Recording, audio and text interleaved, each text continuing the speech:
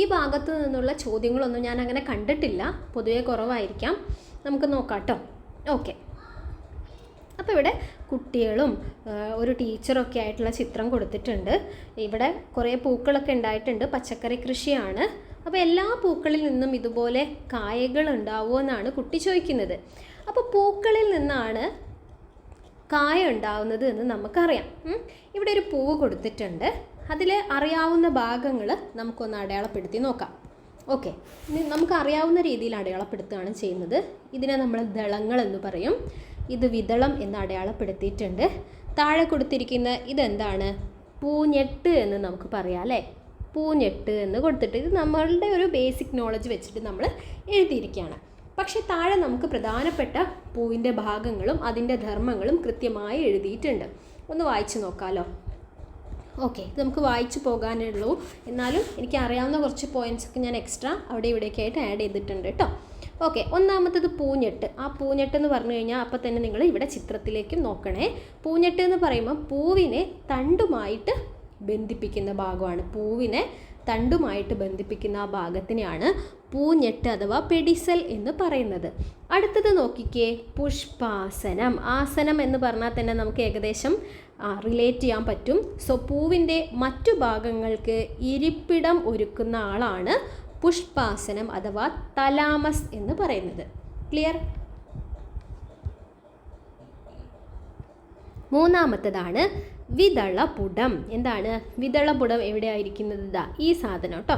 നമ്മൾ താഴേന്ന് മേലേക്ക് ഇങ്ങനെ പോയിക്കൊണ്ടിരിക്കുകയാണ്. വിതളപുടം അഥവാ കാലിക്സ് എന്ന് പറഞ്ഞു കഴിഞ്ഞാൽ വിതളങ്ങൾ ചേർന്ന് രൂപപ്പെട്ടതാണ്. അതായത് വിതളം, ഇതൊരു വിതളം, ഇതൊരു വിതളം, ഇപ്പുറത്തെ സൈഡിലേക്കൊക്കെ ഉണ്ടാവും. ഇങ്ങനെ വിതളങ്ങൾ ചേർന്ന് നിൽക്കുന്നതിനെയാണ് നമ്മൾ വിതളപുടം എന്ന് പറയുന്നത്. അതെന്താ ചെയ്യുന്നത്? പൂമൊട്ട് ഉണ്ടാവുന്ന സമയത്ത് അതിനെ പൊതിഞ്ഞ് സംരക്ഷിക്കുകയാണ് ഈ വിതളപുടം ചെയ്യുന്നത്. അടുത്തതാണ് ദളപുടം. വിതളപുടം കഴിഞ്ഞാൽ ദളപുടം. ദളങ്ങൾ എന്താണെന്ന് നമുക്കറിയാലോ. അപ്പോൾ ദളങ്ങൾ ചേർന്ന് രൂപപ്പെട്ടതാണ് ദളപുടം അഥവാ കൊറോള എന്ന് പറയുന്നത്. പൂവിന് ഭംഗിയും ആകർഷണവും നൽകുന്നത് ആരാണ്? ഈ ദളപുടം ആണ്. അടുത്തതാണ് കേസരപുടം. ഇതൊക്കെയാണ് നമ്മളെ പ്രധാനപ്പെട്ട ഭാഗങ്ങൾ. കേസരപുടം എന്ന് പറഞ്ഞു കഴിഞ്ഞാൽ കേസരങ്ങൾ ചേർന്ന് രൂപപ്പെട്ടത്. ഈ പുടം പുടം പുടം എന്ന് പറയുമ്പം തന്നെ നമുക്ക് മനസ്സിലാവും എന്തൊക്കെയോ ചേർന്നിട്ടാണ് അങ്ങനെ കൂടി നിൽക്കുന്നതിനാണ് പുടം എന്ന് ഉദ്ദേശിക്കുന്നത്. ഇവിടെ ഇപ്പോൾ കേസരപുടം എന്ന് പറയുമ്പോൾ നിങ്ങൾക്ക് തന്നെ ഡെഫിനിഷൻ പറയാം, കേസരങ്ങൾ ചേർന്നുണ്ടാവുന്നത്. ഓക്കെ, പൂവിൻ്റെ ആൺ പ്രത്യുൽപാദന ഭാഗമാണ് കേസരപുടം. മാറിപ്പോവില്ലല്ലോ? ഇല്ല, കാരണം അടുത്ത പേര് കേൾക്കുമ്പോൾ നമുക്കിത് മനസ്സിൽ ഉറപ്പിക്കാൻ പറ്റും. ജനിപുടം, അത് കേട്ടാൽ തന്നെ അറിയാം എന്താണ്? പെൺ പ്രത്യുൽപാദന ഭാഗമാണ് ജനിപുടം എന്ന് പറയുന്നത്. ജനിപുടത്തിൽ ഒന്നോ ഒന്നിലധികമോ ജനികൾ ഉണ്ടാകും. ഓക്കെ, ജനിപുടം ദാ ഇവിടെ ചിത്രത്തിൽ ശ്രദ്ധിക്കുക. ജനിപുടം എന്ന് പറഞ്ഞു കഴിഞ്ഞാൽ ഇവിടെയാണ് കാണിച്ചിരിക്കുന്നത്. ഓക്കെ, ഇനി പൂവിൻ്റെ ഓരോ ഭാഗങ്ങളും വളരെ പ്രധാനപ്പെട്ടതാണ് എന്ന് നമുക്ക് ഇതിൽ നിന്ന് മനസ്സിലായല്ലോ. നമ്മളൊരു പൂവിനെ കാണുന്ന സമയത്ത് ഈ രീതിയിലൊന്നും ചിന്തിക്കാറുണ്ടാവില്ല അല്ലേ. ഒരു പൂവ് കാണുമ്പോൾ ശരിക്കും നമ്മൾ അതിൻ്റെ നിറം, അതിൻ്റെ ആ ഒരു ഭംഗിയാണ് ആസ്വദിക്കുന്നത്. പൂവിൻ്റെ ധർമ്മങ്ങളെക്കുറിച്ചോ പൂവിൻ്റെ ഇത്തരം ഭാഗങ്ങളെക്കുറിച്ചൊന്നും നമ്മൾ ചിന്തിക്കാറേ ഉണ്ടാവില്ല. ഓക്കെ, സോ ഇതൊക്കെ നമ്മൾ PSC പഠിക്കുന്ന ഒരാൾ സത്യം പറഞ്ഞു കഴിഞ്ഞാൽ എന്ത് കാണുമ്പോഴും അതിൻ്റെ പിന്നിലെ PSC ക്വസ്റ്റ്യൻ ആലോചിച്ച് നോക്കൂ, വളരെ രസകരമായിരിക്കും. അതായത് ഇപ്പം എക്സാമ്പിൾ പറയുകയാണെങ്കിൽ നമ്മൾ അടുക്കളയിലേക്ക് കയറുമ്പോൾ നമ്മുടെ മുന്നിൽ നാരങ്ങ ഉണ്ടാവും, തക്കാളി ഉണ്ടാവും, പല സാധനങ്ങളുണ്ടാവും. അതിലടങ്ങിയിരിക്കുന്ന ആസിഡ് എന്താ പഠിച്ചതെന്ന് ആലോചിച്ച് നോക്കാം. ഇനി ചിലതിൻ്റെയൊക്കെ സയൻറ്റിഫിക് നെയിംസ് നമുക്ക് അറിയായിരിക്കും, അത് ആലോചിച്ച് നോക്കാം. ചില സാധനങ്ങളൊക്കെ കാണുമ്പം ഇതാരായിരുന്നു കണ്ടുപിടിച്ചതെന്ന് ചിലപ്പോൾ പഠിച്ചിട്ടുണ്ടാവും. അങ്ങനെ എന്ത് കാണുമ്പം അതിന് പിന്നിൽ ഒളിഞ്ഞിരിക്കുന്ന ക്വസ്റ്റ്യൻസ് കണ്ടെത്താൻ ശ്രമിച്ചാൽ വളരെ രസമായിരിക്കും കേട്ടോ. ഞാൻ അങ്ങനെ ഒരു കുറച്ച് ഷോർട്സ് ഈ ചാനലിൽ ചെയ്തിട്ടുണ്ടായിരുന്നു, പിന്നെ അത് നിന്നുപോയി. ഇങ്ങനെ തീപ്പെട്ടി, നമ്മൾ ഡെയിലി ലൈഫിൽ കാണുന്ന കുറച്ച് സാധനങ്ങളില്ലേ, അത് വെച്ചിട്ടൊക്കെ വീഡിയോസ് ചെയ്യാറുണ്ടായിരുന്നു. ഓക്കെ, നമുക്ക് അടുത്ത പോയിന്റിലേക്ക് പോവാം അല്ലേ. അപ്പോൾ നമ്മൾ പൂവിൻ്റെ പ്രധാനപ്പെട്ട ഭാഗങ്ങളാണിപ്പം പഠിച്ചു വെച്ചത്. ഇനി അടുത്ത പോയിന്റിലേക്ക് പോവാണ്. നിരീക്ഷിക്കാം, പഠിക്കാം. പൂവിൻ്റെ ഓരോ ഭാഗവും സൂക്ഷ്മമായി നിരീക്ഷിച്ചാലോ. അതിന് വേണ്ടിയിട്ട് നമുക്ക് എന്തൊക്കെ വേണം? ലെൻസ് വേണം അല്ലേ. ലെൻസ്, ഫോഴ്സെപ്സ്, വെള്ള പേപ്പർ, ഇതൊക്കെ വെച്ചിട്ട് നമ്മൾ ആ ആഴത്തിൽ പഠിക്കാൻ പോവാണ്. ഓരോ പൂവും നമ്മൾ ഹാൻഡ് ലെൻസ് ഉപയോഗിച്ചിട്ട് നിരീക്ഷിക്കൂ. പട്ടികയിലൂടെ തിരിച്ചറിഞ്ഞ എല്ലാ ഭാഗങ്ങളും നിങ്ങൾ നിരീക്ഷിച്ച പൂവിൽ കാണാൻ കഴിയുന്നുണ്ടോ? ഓക്കെ, അപ്പോൾ പൂവിൽ നമ്മൾ നേരത്തെ മുകളിൽ പഠിച്ച ഭാഗങ്ങളൊക്കെ നമുക്ക് ഐഡൻറ്റിഫൈ ചെയ്യാൻ പറ്റുന്നുണ്ടോ? ഉണ്ടെങ്കിൽ അതിനെയൊക്കെ വേർതിരിച്ച് ഓരോ പേപ്പറിൽ പ്രദർശിപ്പിക്കാനാണ് പറഞ്ഞിരിക്കുന്നത്. ഓക്കെ, ടീച്ചറുടെ സഹായത്തോടു കൂടി ജനിപുടം നെടുകെ മുറിച്ച് ഭാഗങ്ങൾ ഹാൻഡ് ലെൻസ് ഉപയോഗിച്ചിട്ട് നിരീക്ഷിക്കൂ. നിങ്ങൾ പ്രദർശിപ്പിച്ച പൂവിൽ വിതളപുടം, ദളപുടം, കേസരപുടം, ജനിപുടം എന്നീ 4 ഭാഗങ്ങൾ കാണുന്നുണ്ടോ? അതൊക്കെയാണ് ഇവിടെ പ്രവർത്തനങ്ങൾ പറഞ്ഞിരിക്കുന്നത്. നമ്മളിനി പ്രധാനപ്പെട്ട പോയിന്റിലേക്ക് പോവുകയാണ്. എന്താണ് പൂർണ്ണ പുഷ്പം? എന്താണ് കംപ്ലീറ്റ് ഫ്ലവർ അല്ലെങ്കിൽ പൂർണ്ണ പുഷ്പം എന്ന് പറഞ്ഞു കഴിഞ്ഞാൽ ആ പേരിൽ തന്നെയുണ്ട് പൂർണ്ണമായിട്ടുള്ള, നമ്മൾ കംപ്ലീറ്റ് ആക്ടർ എന്നൊക്കെ പറയുന്ന പോലെ കംപ്ലീറ്റ് ആയിട്ടുള്ളൊരു പൂവെന്ന് പറഞ്ഞു കഴിഞ്ഞാൽ എന്തായിരിക്കണം? നമ്മൾ മേലെ പഠിച്ച എല്ലാ ഭാഗങ്ങളും ഉണ്ടായിരിക്കുന്ന ഒരാളായിരിക്കണം അല്ലേ? എല്ലാം തികഞ്ഞ ഒരാളെന്ന് നമ്മൾ പറയില്ലേ? അപ്പോൾ ആരൊക്കെ ഉണ്ടാവും? വിതളപുടം, ദളപുടം, കേസരപുടം, ജനിപുടം എന്നീ 4 ഭാഗങ്ങളാണ് ഒരു പൂവിൽ പ്രധാനമായിട്ടും കാണപ്പെടുന്നത്. ഇവരാണ് മെയിൻ ആൾക്കാർ. ഈ 4 ഭാഗങ്ങളുമുള്ള പൂവിനെയാണ് നമ്മൾ പൂർണ്ണ പുഷ്പം എന്ന് പറയുന്നത്. ഓക്കെ, അടുത്ത ഭാഗത്തേക്ക് പോവുകയാണേ. എല്ലാ പുഷ്പങ്ങളും പൂർണ്ണ പുഷ്പങ്ങളാണോ? നമ്മളോട് പൂക്കൾ നിരീക്ഷിച്ചിട്ട് മേലെ പറഞ്ഞ പോലെ നമുക്ക് വിശകലനം ചെയ്തിട്ട് എല്ലാ ഭാഗങ്ങളും ഉണ്ടോ എന്ന് നോക്കാനുള്ള ഒരു പ്രവർത്തനം കൊടുത്തത്. അതൊക്കെ നമ്മൾ സ്കിപ്പ് ചെയ്യാണ്. ഇനി അടുത്ത പ്രധാനപ്പെട്ട ഒരു പോയിൻ്റാണ് പൂക്കാത്ത സസ്യങ്ങൾ. എല്ലാ ചെടികളും പുഷ്പിക്കുന്നുണ്ടോ? ഇല്ല. നമ്മുടെ ചുറ്റിലും കാണുന്ന എല്ലാവരിലും പുഷ്പമുണ്ടോ? ഇല്ല അല്ലേ? പുഷ്പിക്കാത്ത കുറച്ച് ചെടികളുണ്ട്. അതിൻ്റെ ചിത്രങ്ങളും പേരും ഇവിടെ കൊടുത്തിട്ടുണ്ട്. നമുക്കറിയുന്നത് തന്നെയാണ്. പൈൻ മരങ്ങൾ അറിയാം, സൈക്കസ്, പന്നൽ. ഓക്കെ, ഈ പായൽ, പൂപ്പൽ പോലെയുള്ള സാധനങ്ങളിലൊന്നും പുഷ്പങ്ങൾ ഉണ്ടാവാറില്ല. ഓക്കെ, പായലുകൾ പോലെയുള്ള ചെറു സസ്യങ്ങളും പുഷ്പിക്കാറില്ല. അപ്പം നമ്മൾ പൂവിൻ്റെ പ്രധാനപ്പെട്ട ഭാഗങ്ങൾ പഠിച്ചു. പൂവ് ഇല്ലാത്ത സസ്യങ്ങളുണ്ടെന്ന് നമ്മൾ മനസ്സിലാക്കി. പൂർണ്ണ പുഷ്പം എന്താണെന്ന് നമ്മൾ പറഞ്ഞു. ഇനി നമുക്ക് നീലക്കുറിഞ്ഞിനെ കുറിച്ച് എന്തെങ്കിലുമൊക്കെ നോക്കണം. നീലക്കുറിഞ്ഞി കണ്ടിട്ടുണ്ടോ പൂത്തത്? ഞാൻ കണ്ടിട്ടില്ല കേട്ടോ. നീലപ്പൂക്കൾ കൊണ്ട് പശ്ചിമഘട്ട മലനിരകളെ മനോഹരമാക്കുന്ന ഒരു കുറ്റിച്ചെടിയാണ് നീലക്കുറിഞ്ഞി. സമുദ്രനിരപ്പിൽ നിന്നും 1200 മീറ്റർ ഉയരത്തിലുള്ള പുൽമേടുകളിലും ചോലവനങ്ങളിലുമാണ് ഇവ വളരുന്നത്. പശ്ചിമഘട്ടത്തിൽ കാണപ്പെടുന്ന വിവിധ ഇനം കുറിഞ്ഞികളിൽ ഒന്ന് മാത്രമാണ് നീലക്കുറിഞ്ഞി. ഇവ 12 വർഷത്തിലൊരിക്കൽ കൂട്ടമായിട്ട് പൂവിടുന്നു. ഓഗസ്റ്റ് മുതൽ ഒക്ടോബർ വരെയാണ് ഇവയുടെ പൂക്കാലം എന്ന് പറയുന്നത്. നീലക്കുറിഞ്ഞിൻ്റെ സയൻറ്റിഫിക് നെയിം നിങ്ങൾ കണ്ടോ? അത് നിങ്ങൾ പഠിച്ചിരിക്കണം. Strobilanthes kunthiana. Okay, strobilanthes kunthiana, അതാണ് നീലക്കുറിഞ്ഞിയുടെ ശാസ്ത്രീയ നാമം വരുന്നത്. അപ്പോൾ എനിക്ക് അറിയുന്ന കുറച്ച് ശാസ്ത്രീയ നാമങ്ങൾ ഞാൻ പറയട്ടെ. ഞാൻ ചോദിക്കാം, നിങ്ങൾ പറയൂ കേട്ടോ. ഓക്കെ, സൂം ചെയ്തതാണ്. നമുക്ക് ഇവിടെ ആയിട്ട് എഴുതാം. ഞാൻ എഴുതുവാണേ, അതിൻ്റെ സമയമെടുക്കും. ഞാനിവിടെ എഴുതാം. അതിൻ്റെ സയൻറ്റിഫിക് നെയിം നിങ്ങൾക്ക് അറിയുന്നത് എഴുതി വയ്ക്കൂ. തൊട്ടാവാടി,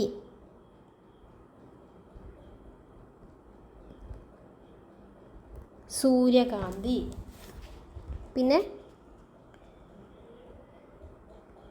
തുളസി, കണിക്കൊന്ന. ഓക്കെ, ഇതിലേതിൻ്റെയൊക്കെ ശാസ്ത്രീയ നാമം നിങ്ങൾക്കറിയാം? തൊട്ടാവാടീൻ്റെത് എന്താണ്? മിമോസ പുഡിക്ക. അടുത്തത് പറഞ്ഞേ.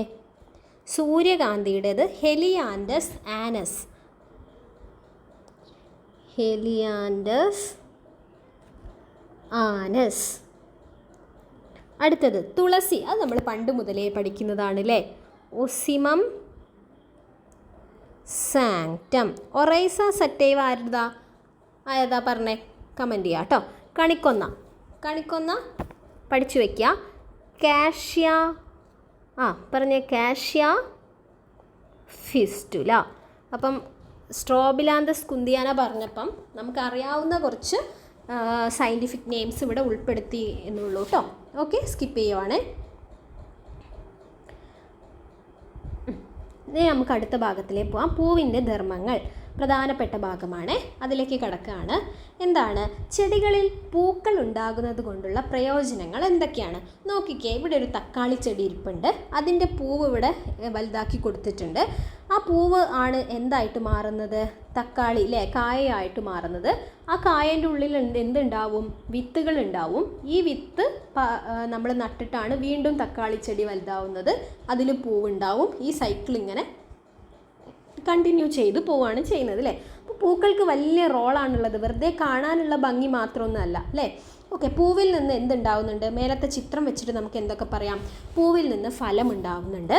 ഫലത്തിനുള്ളിൽ ആരുണ്ടാവുന്നുണ്ട്? നമുക്ക് വിത്ത് ഉണ്ടാവുന്നുണ്ട്. ഈ വിത്ത് മുളച്ചിട്ടാണ് എന്തുണ്ടാവുന്നത്? വീണ്ടും ചെടി വളരുന്നത്. ഓക്കെ, ഇനി ഫലവും വിത്തും എന്തൊക്കെയാണ് നമുക്ക് പ്രധാന ഭാഗം നോക്കാം. പൂവിൽ നിന്ന് ഫലവും, ഓക്കെ, പൂവിൽ നിന്ന് ഫലവും ഫലത്തിനുള്ളിലെ വിത്തിൽ നിന്ന് പുതിയ ചെടിയും ഉണ്ടാകുന്നു എന്ന് നമ്മൾ നേരത്തെ ആ ചിത്രം കണ്ടതിൽ നിന്നും മനസ്സിലാക്കിയിട്ടുണ്ട്. എങ്ങനെയാണ് ഈ പൂവിൽ നിന്ന് ഫലവും വിത്തും ഉണ്ടാകുന്നത്? അപ്പോൾ അവിടെയാണ് നമ്മൾ പ്രധാന ടോപ്പിക്കിലേക്ക് നമ്മൾ കടക്കാൻ പോകുന്നത്. പ്രത്യുൽപാദനം വഴിയാണ് പൂവിൽ നിന്ന് ഫലവും വിത്തും ഉണ്ടാകുന്നത്. ഏതൊക്കെയാണ് ഇതിൻ്റെ പ്രത്യുൽപാദന ഭാഗങ്ങൾ? നമുക്കറിയാവുന്നതാണ്, നമ്മൾ മേലെ പഠിച്ചിട്ടുമുണ്ട്. പക്ഷേ അത് പ്രത്യുൽപാദന അവയവമാണ് എന്ന് നമ്മളവിടെ പറഞ്ഞിരുന്നു അല്ലേ. അത് ഓർത്തിട്ട് പറഞ്ഞേ. ആണാണെങ്കിൽ ഏതാണ് പ്രത്യുൽപാദന അവയവം? ആൺ പ്രത്യുൽപാദന അവയവം ഏതാണ്? കേസരപുടം. ഓക്കെ, കേസരപുടം. പെൺ പ്രത്യുൽപാദനമാണെങ്കിൽ ജനിപുടം. സംശയമൊന്നുമില്ലല്ലോ. ഓക്കെ, ഇനി താഴെ വീണ്ടും ഒരു ചിത്രം കൊടുത്തിട്ടുണ്ട്. അത് വെച്ചിട്ട് നമുക്ക് കുറച്ചും കൂടി ഡീറ്റെയിൽസ് നോക്കാം. ഇവിടെ ഒരു ചെമ്പരത്തി പൂവിൻ്റെ കേസരപുടം, ജനിപുടം ഇതൊക്കെ മൈക്രോസ്കോപ്പ് ഉപയോഗിച്ചിട്ട് അല്ലെങ്കിൽ ഹാൻഡ് ലെൻസ് ഉപയോഗിച്ചിട്ട് നിരീക്ഷിക്കാനാണ് പറഞ്ഞിരിക്കുന്നത് കേട്ടോ. ഓക്കെ, കേസരം നോക്കിക്കേ. കേസരത്തിൻ്റെ ഭാഗങ്ങൾ ഏതൊക്കെയാണ്? ചിത്രം നിരീക്ഷിച്ച് പറഞ്ഞാൽ മതി. കേസരത്തിൻ്റെ ഭാഗങ്ങൾ എന്ന് പറയുന്നതാണ് പരാഗി, തന്തുകം. ജനിയുടെ ഭാഗങ്ങളാണ്, ജനികൾ ചേർന്നാണ് ജനിപുടം. കേസരങ്ങൾ ചേർന്നതാണ് കേസരപുടം. അതൊന്നും സംശയമില്ലല്ലോ. ജനിയുടെ ഭാഗങ്ങൾ ഏതൊക്കെയാണ്? പരാഗണ സ്ഥലമുണ്ട്, ജനിദണ്ടുണ്ട്, അണ്ഡാശയമുണ്ട്. അതിനുള്ളിലായിരിക്കും ഒവ്യൂൾ ഉണ്ടാവുക. ഇനി ഇതൊക്കെ എന്താ സാധനങ്ങൾ എന്നൊക്കെ നമുക്ക് പറയാം. ഓക്കെ, ഇവിടെ പ്രത്യേകം കൊടുത്തിട്ടുണ്ട്, ഒന്ന് വായിച്ചു നോക്കാം. കേസരപുടം, കേസരങ്ങൾ ചേർന്നതാണ് കേസരപുടം. നമുക്കറിയാലോ, കേസരത്തിന് തന്തുകം, പരാഗി, ഫിലമെൻ്റ്, ആന്തർ എന്നായിരിക്കും നമ്മൾ പഠിച്ചിട്ടുണ്ടാവുക. എന്നിങ്ങനെ രണ്ട് ഭാഗങ്ങളാണ് ഉള്ളത്. ഈ പരാഗിയിലെ അറകളിലാണ് നമ്മളെ ആരുള്ളത്? പ്രധാനപ്പെട്ട ആളുകളുള്ളത്, പരാഗരേണുക്കൾ അഥവാ പോളൻ ഗ്രെയിൻസ് ഉള്ളത്. ഓക്കെ, പുംബീജത്തെ വഹിക്കുന്ന ഭാഗങ്ങളാണ് പരാഗരേണുക്കൾ എന്ന് പറയുന്നത്. അത് ആൺ ബീജകോശമാണ് ഏത്?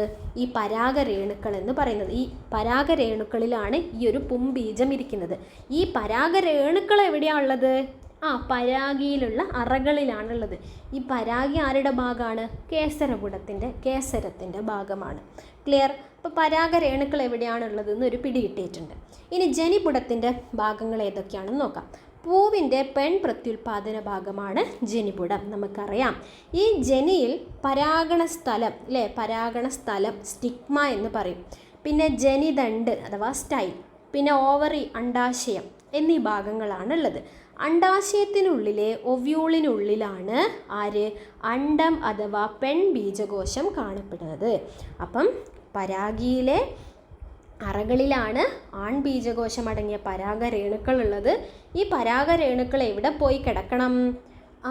പൂവിൻ്റെ പെൺ പ്രത്യുൽപാദന ഭാഗമായിട്ടുള്ള ജനിയിലെ പരാഗണ സ്ഥലത്ത് എത്തിപ്പെടണം. എന്നിട്ട് പിന്നെ എവിടേക്ക് എത്തണം? ഈ അണ്ഡം ഉൽപ്പാദിപ്പിക്കുന്ന ആ ഭാഗത്തേക്ക് എത്തണം അല്ലേ. എന്തൊക്കെ വലിയ പ്രോസസ്സാണ്. ഇതൊക്കെ നമ്മൾ വല്ലതും അറിയുന്നുണ്ടോ? ഇല്ല. ഓക്കെ, ഇനി വീണ്ടും ഇവിടെ ചോദ്യങ്ങളുണ്ട്. ഏതൊക്കെ ഭാഗങ്ങൾ ചേർന്നതാണ് കേസരം? ഓർമ്മ വെച്ച് പറഞ്ഞാൽ മതി. ഏതൊക്കെയാണ്? കേസരത്തിൽ ആകെ 2 പ്രധാനപ്പെട്ട ഭാഗങ്ങളേ ഉള്ളൂ. പരാഗി, പിന്നെ ആ നീണ്ട സാധനം അതാണ് തന്തുകം. അടുത്തത് പറഞ്ഞേ, പരാഗരേണുക്കൾ എവിടെയാണ് ഉള്ളത്? പരാഗിയിലെ അറകളിലാണ് പരാഗരേണുക്കളുള്ളത്. ജനിയുടെ ഭാഗങ്ങൾ ഏതൊക്കെയാണ്? ജനി കുറച്ച് കോംപ്ലിക്കേറ്റഡ് ആണ്, കുറച്ച് ആളുകളുണ്ട് അവിടെ അല്ലേ. പരാഗണ സ്ഥലമുണ്ട്. പിന്നെ ഓർത്തോർത്ത് പറഞ്ഞേ, ജനിതണ്ടുണ്ട്. ജനിതണ്ട്. പിന്നെ അണ്ഡാശയം, അതിനുള്ളിൽ എവിടെയാണ് അണ്ഡം ഉണ്ടാവുന്നത്? ഒവ്യൂളിനുള്ളിലാണ് അണ്ഡം ഉണ്ടാവുന്നത്. ഇനി പെൺബീജം കാണപ്പെടുന്നത് എവിടെയാണ്? നമ്മൾ പറഞ്ഞു കഴിഞ്ഞു അല്ലേ, അണ്ഡാശയത്തിലെ ഒവ്യൂളിനുള്ളിലാണ് പെൺബീജം കാണപ്പെടുന്നത്. ക്ലിയർ? ഓക്കെ. ജനിപുടം, കേസരപുടം എന്നിവയുടെ ഭാഗങ്ങൾ തിരിച്ചറിഞ്ഞല്ലോ.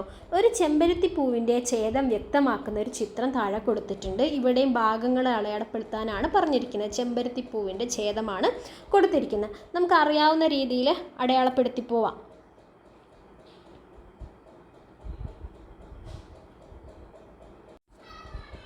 പറഞ്ഞോളൂ. മേലെ കാണിച്ചിരിക്കുന്ന ഇതെന്താണ്? കാരണം നമ്മൾ ഓരോന്ന് സെപ്പറേറ്റ് ആണ് നോക്കിയിട്ടുണ്ടായിരുന്നത്. ഇങ്ങനെയുള്ള ചിത്രം കാണുമ്പോൾ പറയാൻ കഴിയുന്നുണ്ടോ? ഇതാണ്. അറിയില്ലെങ്കിൽ ഞാൻ എഴുതാം. പരാഗണ സ്ഥലം. നമ്മളെ പരാഗണം നടക്കാൻ പോകുന്ന സ്ഥലമാണ് പരാഗണ സ്ഥലം.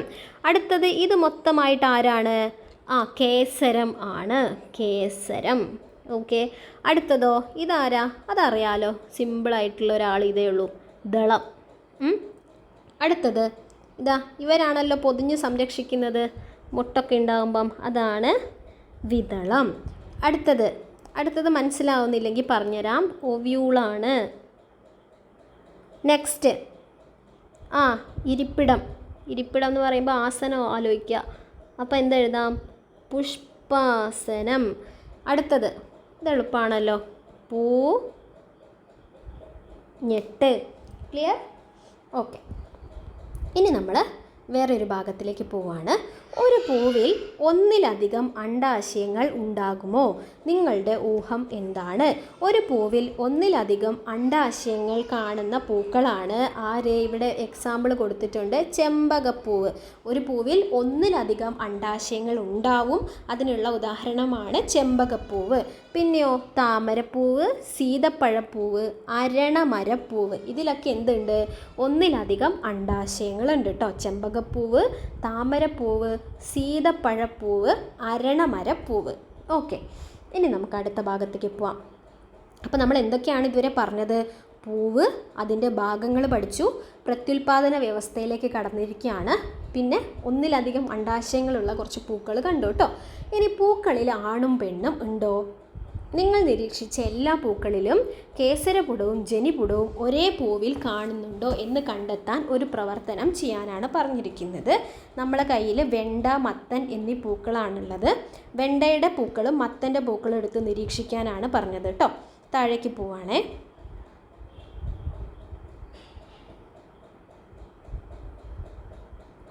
ഓക്കെ. വെണ്ടയുടെ പൂവും മത്തൻ്റെ പൂവും കൊടുത്തിട്ടുണ്ട്. വെണ്ടയുടെ പൂവിൽ എന്തുണ്ട്? കേസരപുടവും ജനിപുടവും ഒരേ പൂവിലാണ് കാണപ്പെടുന്നത്. ശ്രദ്ധിക്കുക, വെണ്ടയുടെ പൂവിൽ രണ്ടും ഒന്നിൽ തന്നെയാണുള്ളത്.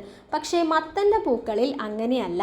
കേസരപുടവും ജനിപുടവും വ്യത്യസ്ത പൂക്കളിലാണ് കാണപ്പെടുന്നത്. അപ്പം ഞാനിവിടെ എന്ത് എഴുതുന്നു? കേസരപുടവും ജനിപുടവും വ്യത്യസ്ത പൂക്കളിൽ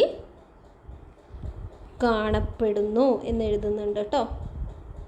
ഓക്കെ. ഇതൊന്നും അത്ര പ്രധാനപ്പെട്ടതല്ലാത്തതുകൊണ്ട് ഞാനത് താഴേക്ക് പോവുകയാണ്. വ്യത്യസ്ത പൂക്കളിൽ എഴുതുന്നത് കേട്ടോ. പോയിൻ്റ് പ്രധാനപ്പെട്ടതാണ്. അപ്പം നിങ്ങൾ മനസ്സിലാക്കിയത് എന്താണ്? നിഗമനത്തിലേക്ക് എത്തിയത് കേസരപുടവും ജനിപുടവും ഒരേ പൂവിൽ കാണപ്പെടുന്ന സസ്യങ്ങളും ഉണ്ട്. എന്നാൽ കേസരപുടവും ജനിപുടവും പ്രത്യേക പൂക്കളിൽ കാണപ്പെടുന്ന സസ്യങ്ങളും ഉണ്ട് എന്ന് നമുക്ക് ഇതിൽ നിന്നും മനസ്സിലായി. അതിനുള്ള ഉദാഹരണവും അവിടെ തന്നെ നമ്മൾ പഠിച്ചു കഴിഞ്ഞു അല്ലേ. വെണ്ടയിൽ രണ്ടും ഒന്നിൽ കാണപ്പെടും, മത്തനിൽ വ്യത്യസ്ത പൂക്കളിൽ കാണപ്പെടുന്നു എന്നും നമ്മൾ പഠിച്ചു. ഇനി ആൺപൂവിനെയും പെൺപൂവിനെയും ഏകലിംഗ പുഷ്പങ്ങൾ എന്ന് വിളിക്കാമോ? അങ്ങനെ വിളിക്കാലോ അല്ലേ. ഓക്കെ. മത്തൻ്റെ പൂക്കൾ ഏകലിംഗ പുഷ്പങ്ങളാണോ? അങ്ങനെയാണല്ലേ, രണ്ടും രണ്ട് പൂക്കളിലായിട്ടാണ് കാണപ്പെടുന്നത്. എന്നാൽ വെണ്ടയുടെ പൂവിൽ കേസരപുടവും ജനിപുടവും ഒരേ പൂവിലാണ് കാണപ്പെടുന്നത് എന്ന് നമ്മൾ കണ്ടിട്ടുണ്ട്. അപ്പോൾ വെണ്ടയുടെ പൂവ് ഏകലിംഗമാണോ ദ്വിലിംഗമാണോ? രണ്ടാളും ഉള്ളതുകൊണ്ട് അതൊരു ദ്വിലിംഗ പുഷ്പമാണ് എന്ന് പറയാം. നിങ്ങൾ പേടിക്കേണ്ട, നമുക്കതിവിടെ കൺസെപ്റ്റ് ഇവിടെ ചുരുക്കി കൊടുത്തിട്ടുണ്ട്, വായിച്ചു നോക്കാം. ഏകലിംഗ പുഷ്പങ്ങളും ദ്വിലിംഗ പുഷ്പങ്ങളുമുണ്ട്. കേസരപുടം, ജനിപുടം ഇവയിൽ ഏതെങ്കിലും ഒന്ന് മാത്രം കാണപ്പെടുന്ന പൂക്കളെയാണ് നമ്മൾ ഏകലിംഗ പുഷ്പങ്ങൾ അഥവാ യൂണിസെക്ഷൽ ഫ്ലവേഴ്സ് എന്ന് പറയുന്നത്.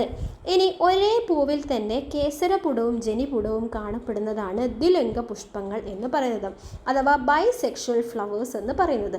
അപ്പോൾ യൂണിസെക്ഷൽ ഫ്ലവേഴ്സ് എന്ന് പറഞ്ഞു കഴിഞ്ഞാൽ ഏതെങ്കിലും ഒന്ന് മാത്രം കാണപ്പെടുന്നത്, രണ്ടും കൂടി ഒന്നിൽ കാണപ്പെടുകയാണെങ്കിൽ അത് ദ്വിലിംഗ പുഷ്പം എന്നും പറയും. ഓക്കെ ആണോ? ഇനി കുറച്ച് എക്സാമ്പിൾസ് ഇവിടെ എഴുതാൻ പറഞ്ഞിട്ടുണ്ട്. ഏകലിംഗ പുഷ്പങ്ങൾക്ക് ഇപ്പോൾ ഏതൊക്കെയാണ് എഴുതുക? മത്തൻ, നമ്മൾ നേരത്തെ പഠിച്ചത് മത്തൻ തന്നെ ഒന്ന് എഴുതുന്നുണ്ട്. പിന്നെ പടവലം എഴുതാട്ടോ, പടവലം. അടുത്തത് ദ്വിലിംഗ പുഷ്പമാണെങ്കിൽ നമ്മൾ പഠിച്ച ആളെ തന്നെ ആദ്യം എഴുതാം. വെണ്ടയുടെ പൂവ് ദ്വിലിംഗമാണെന്ന് പഠിച്ചു. പിന്നെ ചെമ്പരത്തി ഉണ്ട്, പിന്നെ റോസ് ഉണ്ട് കേട്ടോ. ഓക്കെ ആണോ? ഓക്കെ. അപ്പോൾ ദ്വിലിംഗ പുഷ്പങ്ങളും ഏകലിംഗ പുഷ്പങ്ങളും നമ്മൾ പഠിച്ചു. ഇനി അടുത്ത ഭാഗത്തിലേക്ക് പോവുകയാണേ. ചെടികളിലും ആണും പെണ്ണും. ഇത് കഴിഞ്ഞില്ലേ അല്ലേ? ആൺപൂക്കൾ മാത്രം കാണുന്നതും പെൺപൂക്കൾ മാത്രം കാണുന്നതും ഉണ്ട് എന്നൊക്കെ നമ്മൾ പഠിച്ചു കഴിഞ്ഞു. ഓക്കെ. ആൺപൂക്കൾ മാത്രം കാണുന്ന സസ്യങ്ങളെ ആൺ സസ്യങ്ങളെന്നും പെൺപൂക്കൾ മാത്രം കാണുന്ന സസ്യങ്ങളെ പെൺ സസ്യങ്ങളെന്നും പറയുന്നു. അതിവിടെയാണേ വായിച്ചത്. ആൺപൂക്കൾ മാത്രം കാണുന്ന സസ്യങ്ങളെ ആൺ സസ്യങ്ങളെന്നും പെൺപൂക്കൾ മാത്രം കാണുന്നതിന് പെൺ സസ്യങ്ങളെന്ന് പറയുന്നു. അതത്ര വലിയ കാര്യമൊന്നുമില്ല. ഏകലിംഗ സസ്യങ്ങളും ദ്വിലിംഗ സസ്യങ്ങളും നേരത്തെ നമ്മൾ പഠിച്ചത് എന്താണ്? ഏകലിംഗ പുഷ്പങ്ങളും ദ്വിലിംഗ പുഷ്പങ്ങളും ആയിരുന്നു. ഇപ്പോൾ പറയുന്നത് എന്താണ്? നിങ്ങൾ വിചാരിക്കേണ്ട അതന്നെയല്ലേ ഇതെന്ന്. ഇതെന്താണ്? ഏകലിംഗ സസ്യങ്ങളും ദ്വിലിംഗ സസ്യങ്ങളും. ഓക്കെ, എന്താണ് നോക്കി നോക്കാം. ആൺപൂക്കളും പെൺപൂക്കളും വെവ്വേറെ സസ്യങ്ങളിലാണ് കാണുന്നതെങ്കിൽ അത്തരം സസ്യങ്ങളെ ഏകലിംഗ സസ്യങ്ങൾ എന്ന് പറയുന്നു. ഓക്കെ. ഏകലിംഗ സസ്യങ്ങൾക്ക് ഉദാഹരണങ്ങളാണ് ഈന്തപ്പന, കുടംപുളി, ജാതി, പപ്പായ എന്നിവ. ശ്രദ്ധിക്കണേ, ഇമ്പോർട്ടൻ്റ് ആണ്. ഏകലിംഗ സസ്യങ്ങൾക്ക് ഉദാഹരണങ്ങളാണ് ഈന്തപ്പന, കുടംപുളി, ജാതി, പപ്പായ. ഒരേ സസ്യത്തിൽ തന്നെ ഈ ആൺപൂക്കളും പെൺപൂക്കളും കാണപ്പെടുന്ന സസ്യങ്ങളാണ് ദ്വിലിംഗ ദ്വിലിംഗ സസ്യങ്ങൾ എന്ന് പറയുന്നത്. ആരൊക്കെയാണ് ദ്വിലിംഗം എന്ന് പറയുന്നത്? വെള്ളരി, മത്തൻ, കുമ്പളം, പടവലം, തെങ്ങ് തുടങ്ങിയവ ദ്വിലിംഗ സസ്യങ്ങളാണ്. അപ്പം നമ്മൾ നേരത്തെ പഠിച്ചത് എന്താ? ഏകലിംഗ പുഷ്പം എന്ന് പറഞ്ഞാൽ മത്തൻ പഠിച്ചിട്ടുണ്ടായിരുന്നു. ഇവിടെ എന്താ പഠിച്ചത്? ദ്വിലിംഗ സസ്യം എന്ന് പറഞ്ഞു കഴിഞ്ഞാൽ മത്തൻ പഠിച്ചു. അപ്പോൾ എന്താ വ്യത്യാസം? ആൺപൂക്കളും പെൺപൂക്കളും കാണപ്പെടുന്ന സസ്യങ്ങളാണ് ദ്വിലിംഗ സസ്യങ്ങൾ. ഓക്കെ, വ്യത്യാസം മനസ്സിലായല്ലോ. ഈ മത്തനിൽ ആൺപൂക്കളും ഉണ്ടാവും പെൺപൂക്കളും ഉണ്ടാവും. ആണും പെണ്ണും വേറെ വേറെ പൂവിലാണെങ്കിലാണ് നമ്മൾ ഏകലിംഗ പുഷ്പം എന്ന് പറയുന്നത്. ഈ ആണും പെണ്ണും മത്തൻ ചെടിയിൽ ഉണ്ടാവാറുണ്ട്, അതുകൊണ്ടാണ് അതിനെ ദ്വിലിംഗ സസ്യത്തിൽ ഉൾപ്പെടുത്തിയിരിക്കുന്നത്. ക്ലിയർ ആണല്ലോ? അപ്പോൾ ഏകലിംഗ സസ്യങ്ങളുമുണ്ട് ദ്വിലിംഗ സസ്യങ്ങളുമുണ്ട് എന്ന് മനസ്സിലാക്കണം. ഓക്കെ, അപ്പോൾ നമ്മൾ പൂക്കളിലെ പ്രത്യുൽപാദന അവയവങ്ങളെക്കുറിച്ചും അതിൻ്റെ ധർമ്മങ്ങളെക്കുറിച്ചൊക്കെ ചർച്ച ചെയ്തു. പൂവിൽ നിന്നും വിത്ത് ഉണ്ടാകണമെങ്കിൽ ഈ പുംബീജവും അണ്ഡവും യോജിക്കണമല്ലോ. അതെങ്ങനെയാണ് നടക്കുന്നത് എന്നാണ്. ഇനി നമ്മൾ ആ പ്രോസസ്സിലേക്ക് കടക്കുകയാണ്. അപ്പോൾ പൂവ്, അതിൻ്റെ പ്രധാന ഭാഗങ്ങൾ, പിന്നെ ആണ് പെണ്ണ് വേറെ വേറെ പൂക്കളുണ്ട് എന്ന് മനസ്സിലായി. രണ്ടും ഒരേ പൂവുകളിൽ ഉണ്ടാവും എന്നൊക്കെ മനസ്സിലായി. അത്തരം കാര്യങ്ങളൊക്കെ ശേഷം എങ്ങനെയാണ് ഈ വിത്ത് ഉണ്ടാവുന്നത് എന്നുള്ള പ്രോസസ്സിലേക്ക് നമ്മൾ കടക്കാൻ പോവുകയാണ്. ഇവിടെ ചിത്രം കൊടുത്തിട്ടുണ്ട് കേട്ടോ. പരാഗിയിൽ പരാഗരേണുക്കൾ ഉണ്ടെന്ന് മനസ്സിലായി. ഇത് നമ്മളെ പെണ്ണിൻ്റെ പ്രത്യുൽപാദന അവയവമാണ്, ഭാഗമാണ്. പുംബീജം പരാഗരേണുക്കളിലും അണ്ഡം അണ്ഡാശയത്തിലുമാണ് കാണപ്പെടുന്നത് എന്ന് നമുക്കറിയാലോ. ഈ പുംബീജവും അണ്ഡവും തമ്മിൽ യോജിക്കണമെങ്കിൽ പരാഗരേണുക്കൾ ജനിപുടത്തിലെ പരാഗണ സ്ഥലത്ത് പതിക്കേണ്ടേ വേണം. അതെങ്ങനെ നടക്കും എന്നാണ് നമ്മളിനി ചിന്തിക്കേണ്ടത്. ആ നടക്കുന്ന പ്രോസസ്സിനെയാണ് നമ്മൾ പരാഗണം എന്ന് പറയുന്നത്, അഥവാ പോളിനേഷൻ. ഇമ്പോർട്ടൻ്റ് ആണ്. ഈ പരാഗിയിൽ നിന്ന് പരാഗരേണുക്കൾ പരാഗണ സ്ഥലത്ത് പതിക്കുന്നതിനെയാണ് പരാഗണം എന്ന് പറയുന്നത്. പരാഗിയിൽ നിന്ന് പരാഗരേണുക്കൾ പരാഗണ സ്ഥലത്ത് പതിക്കുന്നതാണ് പരാഗണം. നല്ല രസമുണ്ടല്ലേ കേൾക്കാൻ? പരാഗിയിൽ നിന്ന് പരാഗരേണുക്കൾ പരാഗണ സ്ഥലത്ത് പതിക്കുന്നത്. പണ്ട് ഞാനൊക്കെ ചെറിയ ക്ലാസ് പഠിക്കുമ്പം എന്നെപ്പോലെയൊക്കെ അന്ന് എല്ലാവരും ഈ ബൈഹാർട്ട് പഠനത്തിൻ്റെ ആൾക്കാരായിരുന്നു. അന്ന് ടീച്ചേഴ്സും എന്തോ അറിയില്ല, കുറേ എന്തൊക്കെയോ പറഞ്ഞു പോവും. നമുക്ക് എന്തിനാണ് ഇതൊക്കെ പഠിക്കുന്നത് എന്നുള്ള ബോധമൊന്നും എനിക്ക് സത്യം പറഞ്ഞാൽ ഉണ്ടായിരുന്നില്ല. പരീക്ഷയ്ക്ക് മാർക്ക് വേണം, പരീക്ഷയ്ക്ക് മാർക്ക് കുറയാൻ പാടില്ല, ആ ഒരു ചിന്തയിലാണ് അന്നൊക്കെ പല കാര്യങ്ങളും പഠിച്ചെടുത്തത്. സോ എന്തൊക്കെയോ ഇങ്ങനെ കാണാപ്പാഠം പഠിക്കുന്ന ഒരു രീതിയായിരുന്നു. ഇപ്പം അതൊക്കെ മാറി. ഇല്ലെങ്കിൽ നമ്മൾ മാറ്റണം അല്ലേ? കുട്ടികൾക്ക് ഇതൊക്കെ ഞാൻ എന്തിന് പഠിക്കുന്നു, ഇതിൽ നിന്നൊക്കെ എന്തൊക്കെയാണ് എനിക്ക് ഉണ്ടാവുന്ന ലേണിംഗ് ഔട്ട്കം എന്നുകൂടി അവരെ മനസ്സിലാക്കുന്ന രീതിയിലായിരിക്കണം നമ്മളെ പഠനം എന്നാണ് ഞാൻ മനസ്സിലാക്കുന്നത്. ഓക്കെ, അടുത്ത ഭാഗത്തേക്ക് പോവുകയാണേ. പൂക്കളുടെ കൂട്ടുകാർ. നമ്മൾ പറഞ്ഞല്ലോ ഈ പരാഗണം നടക്കണം, അത് നടക്കണമെങ്കിൽ ഇയാൾ ഇവിടുന്ന് അപ്പുറത്ത് എത്തണം, പരാഗരേണുക്കൾ ഇപ്പുറത്ത് എത്തണം. അതെങ്ങനെ നടക്കും എന്നാണ് നമ്മൾ ആലോചിക്കുന്നത്. ഇവിടെ ചിത്രം കൊടുത്തിട്ടുണ്ട്, നല്ല മനോഹരമായ ചിത്രങ്ങളാണ് കൊടുത്തിട്ടുള്ളത്. പൂമ്പാറ്റയും കിളിയൊക്കെ ഉണ്ട്. എന്താണ് ഇവർക്ക് ഇവിടെ ഉള്ള റോള് എന്ന് നമുക്ക് നോക്കാം. ഈ പൂക്കളിൽ നിന്ന് പൂമ്പാറ്റയൊക്കെ തേൻ കുടിക്കാൻ വരുന്നത് നമുക്കറിയാം. പൂമ്പാറ്റ മാത്രമല്ല, ചെറിയ കുരുവികളും വരുന്നത് നമ്മൾ കാണാറുണ്ട് അല്ലേ? ഇതുകൊണ്ട് പൂക്കൾക്ക് എന്തെങ്കിലും പ്രയോജനമുണ്ടോ? നമ്മൾ വിചാരിക്കും ആ കിളി വന്ന് തേൻ കുടിക്കുന്നു, പൂമ്പാറ്റ വന്ന് തേൻ കുടിക്കുന്നു, അവർക്കൊരു സന്തോഷം, അവരെ വയറ് നിറഞ്ഞു, അവർ പോയി. പക്ഷേ അത് മാത്രമാണോ അവിടെ നടക്കുന്നത്? അല്ല. ആ ഭാഗങ്ങളാണ് നമ്മളിവിടെ ചർച്ച ചെയ്യാൻ പോകുന്നത്. അപ്പം ഈ പ്രാണികളും പക്ഷികളും പരാഗണത്തെ സഹായിക്കുന്നുണ്ട് എന്ന് നിങ്ങൾക്കറിയാം. ഇവയാണ് പരാഗണകാരികൾ. ഓക്കെ, ഇങ്ങനെ പരാഗണത്തിന് വേണ്ടി സഹായിക്കുന്നവരെ നമ്മൾ പരാഗണകാരികൾ, അതായത് പരാഗണത്തിന് കാരണമാവുന്നവർ അല്ലേ, പരാഗണകാരികൾ എന്ന് പറയാറുണ്ട്. അത് പ്രാണികളും പക്ഷികളൊക്കെ ഉൾപ്പെടുന്നുണ്ട് എന്ന് നമുക്കറിയാം. എന്നാൽ ഈ പ്രാണികളും പക്ഷികളും മാത്രമാണോ പരാഗണത്തെ സഹായിക്കുന്നത്? നമ്മൾ പെട്ടെന്ന് ചിന്തിക്കുമ്പോൾ നമുക്ക് അവരെയാണ് കിട്ടുക. അതല്ലാതെ മറ്റ് പലരുമുണ്ട്. അതാണ് ഇവിടെ ഉദാഹരണം കൊടുത്തിരിക്കുന്നത്. കുരുമുളകിൽ പരാഗണത്തിന് വേണ്ടിയിട്ട് സഹായിക്കുന്നത് ജലം ആണ്, വെള്ളത്തുള്ളികളാണ് കേട്ടോ. നെല്ലിലാണെങ്കിലോ കാറ്റാണ് പരാഗണത്തിന് സഹായിക്കുന്നത്. ഇതാ ഇവിടെ കൊടുത്തിട്ടുണ്ട്, ഞങ്ങളിൽ പരാഗണം നടത്താൻ ജലം ആവശ്യമാണ്, കുരുമുളക് പറയാണ്. നെല്ലെന്താ പറയുന്നത്? ഞങ്ങളിൽ കാറ്റ് വഴിയാണ് പരാഗണം നടക്കുന്നത്. ഇതിൽ കാരണം എന്താ വെച്ചാൽ ഭാരം കുറഞ്ഞ ധാരാളം പരാഗരേണുക്കൾ ഉള്ളത് കൊണ്ടാണ് ഇത് സാധിക്കുന്നത്. ഓക്കെ, അപ്പം പക്ഷികൾ, പ്രാണികൾ, കാറ്റ്, ജലം ഇതൊക്കെയാണ് പരാഗണത്തിന് സഹായിക്കുന്നത് എന്ന് മനസ്സിലായല്ലോ. ഓക്കെ, താഴെ ലിസ്റ്റ് ചെയ്യാൻ പറഞ്ഞിട്ടുണ്ട്. ഞാൻ ഈ പ്രത്യേകം എഴുതണ്ടല്ലോ. പ്രാണികൾ, പക്ഷികൾ, ജലം, പിന്നെ ഏതെഴുതാം? കാറ്റ്. ഓക്കെ, ഇനി ഇവിടെ വാനിലേൻ്റെ ഒരു ചിത്രം കൊടുത്തിട്ടുണ്ട്. എന്താണ് അവിടെ പറയുന്നതെന്നൊന്ന് വായിച്ചു നോക്കാം അല്ലേ? വാനിലയിലെ പരാഗണത്തിന് എന്തോ ഒരു പ്രത്യേകതയുണ്ട്. നമ്മുടെ നാട്ടിൽ കൃഷി ചെയ്യുന്ന ഒരു സുഗന്ധവ്യഞ്ജനമാണ് വാനില. ഈ സസ്യത്തിൻ്റെ ജന്മദേശം തെക്കേ അമേരിക്കയാണ്. വാനിലയിൽ പരാഗണം നടത്തുന്നത് ഒരിനം തേനീച്ചയാണ്. എന്നാൽ നമ്മുടെ നാട്ടിൽ ഈ തേനീച്ച ഇല്ലാത്തതിനാൽ കർഷകർ തന്നെ എന്തു ചെയ്യാണ്? പൂക്കളിൽ കൃത്രിമമായി പരാഗണം നടത്തിയാണ് വിത്ത് ഉൽപ്പാദിക്കുക. അപ്പം മനുഷ്യരാണ് ഇവിടെ പരാഗണം നടത്താൻ വേണ്ടിയിട്ട് സഹായിക്കുന്നത്. കൃത്രിമ പരാഗണമാണ് ഈ വാനിലയിൽ നമ്മുടെ നാട്ടിൽ നടക്കുന്നത്. പക്ഷേ തെക്കേ അമേരിക്കയിലായതുകൊണ്ട് അവിടെ അതിനുള്ള തേനീച്ച ചിലപ്പോൾ അവിടെ ഉണ്ടാവും. ഓക്കെ, ഇനി കോംപ്ലിക്കേറ്റഡ് ആവാൻ പോവുകയാണേ. ശ്രദ്ധിക്കുക, ഇവിടെ 3 ചിത്രം കൊടുത്തിട്ടുണ്ട്. ഓരോ ചിത്രത്തിലും എന്താണ് പ്രത്യേകത എന്നൊന്ന് നോക്കിക്കേ. 3 ചിത്രം നമുക്കിവിടെ എഴുതാം. ചിത്രം 1 എന്താണ്? പരാഗരേണുക്കൾ. ഇതാ ഇവിടെ പരാഗണ സ്ഥലമുണ്ട്, ഇവിടെ പരാഗരേണുക്കളുണ്ട്. ഈ പരാഗരേണുക്കൾ പരാഗണ സ്ഥലത്ത് വന്ന് പതിക്കുന്ന ചിത്രമാണിത്. അവിടെ ഒരു പൂവിൽ തന്നെയാണ് അത് നടക്കുന്നത്. അതാണ് ഇവിടെ എഴുതിയത്. പരാഗരേണുക്കൾ അതേ പൂവിൽ പതിക്കുന്നു. പക്ഷെ ഇവിടെ നോക്കിക്കേ, പരാഗരേണുക്കൾ അടുത്ത പൂവിലാണ് വന്ന് പതിക്കുന്നത്. ആ പൂവ് എവിടെയായിരിക്കുന്നത്? അതേ ചെടിയിൽ തന്നെയാണ്. അപ്പം നമുക്ക് അവിടെ എന്തെഴുതാം? പരാഗരേണുക്കൾ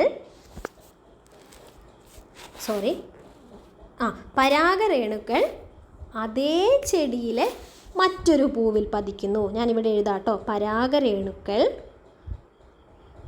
അതേ ചെടിയിലെ മറ്റൊരു പൂവിൽ, ഞാൻ എഴുതുന്നത് ഒഴിവാക്കണമെങ്കിൽ നിങ്ങൾക്ക് പറയാം കേട്ടോ, പൂവിൽ പതിക്കുന്നു. 3ാമത്തെ ചിത്രം നോക്കിക്കേ, 2 ചെടിച്ചട്ടി തന്നെ ഉണ്ട്. അപ്പം എന്തായിരിക്കും? പരാഗരേണുക്കൾ അതേ ഇനത്തിൽപ്പെട്ട ചെടിയിലെ പൂവിലാണ് പതിക്കുന്നത്. മറ്റു ചെടിയിലാണ് അല്ലേ? മറ്റൊരു ചെടിയിലെ പൂവിൽ പതിക്കുന്നു എന്ന് എഴുതാം അല്ലേ? മറ്റൊരു ചെടിയിലെ പൂവിൽ പതിക്കുന്നു. ഓക്കെ, പോരെ? 3 ചിത്രം നിങ്ങൾക്ക് മനസ്സിലാവുന്നുണ്ടല്ലോ. താഴേക്ക് പോവാണേ. അതാണ് സ്വപരാഗണം പരപരാഗണം എന്ന് പറയുന്നത്. ശ്രദ്ധിക്കുക, ഒരു പൂവിലെ പരാഗരേണുക്കൾ അതേ പൂവിൻ്റെ പരാഗണ സ്ഥലത്തോ അതേ ചെടിയിലെ മറ്റൊരു പൂവിൻ്റെ പരാഗണ സ്ഥലത്തോ പതിക്കുന്നതാണ് സ്വപരാഗണം. അതായത് സ്വന്തം ചെടിയിലെ തന്നെ ഒന്നെങ്കിൽ ആ പൂവിലെ തന്നെ പരാഗണ സ്ഥലത്ത് വന്ന് പതിക്കാം, അല്ലെങ്കിൽ അതേ ചെടിയിലെ മറ്റൊരു പൂവിലെ പരാഗണ സ്ഥലത്ത് വന്ന് പതിക്കുകയാണെങ്കിൽ അതിനെ സ്വപരാഗണം എന്ന് പറയും. ചിത്രം 1ഉം 2ഉം. മൂന്നാമത്തെ ചിത്രമാണ് വ്യത്യാസമുള്ളത് അല്ലേ. ഒരു പൂവിൽ നിന്ന് പരാഗരേണുക്കൾ അതേ വർഗത്തിൽപ്പെട്ട മറ്റൊരു ചെടിയിലെ പൂവിൻ്റെ പരാഗണ സ്ഥലത്ത് പതിക്കുന്നതാണ് പരപരാഗണം എന്ന് പറയുന്നത്. എന്താണ് പരപരാഗണം? ക്ലിയർ ആണോ? സ്വപരാഗണമുണ്ട്, പരപരാഗണവുമുണ്ട്. ഓക്കെ, ഇനി എന്തൊക്കെയോ ടിക്ക് ചെയ്യാനൊക്കെ ഉണ്ട്. അതെന്താണ് സംഭവം നോക്കി നോക്കാം. ഏകലിംഗ സസ്യങ്ങളിൽ പരപരാഗണം മാത്രം നടക്കുന്നു. ശ്രദ്ധിച്ച് കേൾക്കുക. ഏകലിംഗ സസ്യം, ദ്വിലിംഗ സസ്യം എന്താണ് എന്ന് നമ്മൾ പഠിച്ചിട്ടുണ്ടായിരുന്നു. എന്തായിരുന്നു ഏകലിംഗ സസ്യം? ആൺപൂവും പെൺപൂവും വേറെ വേറെ ചെടിയിലാണ് കാണപ്പെടുന്നത് എങ്കിൽ അതിനെയാണ് നമ്മൾ എന്ത് പറയുന്നത്? ഏകലിംഗ സസ്യം എന്ന് പറയുന്നത്. അപ്പോൾ അതിലെന്താ നടക്കേണ്ടത്? പരപരാഗണമാണ് നടക്കുന്നത്. അത് ശരിയാണ് അല്ലേ. അടുത്തതോ ദ്വിലിംഗ സസ്യം എന്ന് പറഞ്ഞു കഴിഞ്ഞാൽ ആൺപൂവും പെൺപൂവും ഒരേ ചെടിയിൽ കാണപ്പെടുന്നു. നമ്മൾ മത്തൻ എന്നൊക്കെ പറഞ്ഞിട്ടുണ്ടായിരുന്നു. അവിടെ പരപരാഗണം മാത്രമാണ് നടക്കുന്നത് എന്ന് പറഞ്ഞു കഴിഞ്ഞാൽ ശരിയാണോ? അല്ല അല്ലേ. മൂന്നാമത്തത് നോക്കിക്കുക, അപ്പം മനസ്സിലാവും.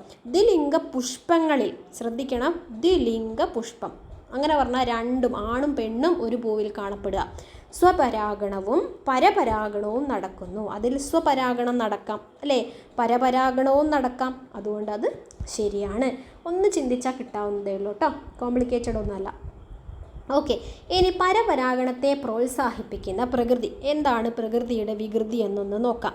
ഓക്കെ, സസ്യങ്ങളിൽ മെച്ചപ്പെട്ടതും വൈവിധ്യമാർന്നതുമായ ഇനങ്ങൾ ഉണ്ടാകുന്നതിന് പ്രകൃതി തന്നെ സ്വപരാഗണത്തെ തടഞ്ഞ് പരപരാഗണത്തെ പ്രോത്സാഹിപ്പിക്കുന്നുണ്ട്. ഓക്കെ, ചില സസ്യങ്ങളിലെ പൂക്കളിൽ ആൺ പെൺ ലിംഗാവയവങ്ങൾ വ്യത്യസ്ത സമയത്താണ് പാകമാകുന്നത്. ഉദാഹരണത്തിന് സൂര്യകാന്തിയിൽ കേസരം പൂർണ്ണ വളർച്ച എത്തിയതിനു ശേഷമാണ് ജനിപുടത്തിൻ്റെ വളർച്ച പൂർണ്ണമാകുന്നത്. അവക്കാഡോയിൽ ജനിപുടത്തിൻ്റെയും കേസരത്തിൻ്റെയും വളർച്ച പൂർത്തിയാകുന്നത് വ്യത്യസ്ത സമയങ്ങളിലാണ്.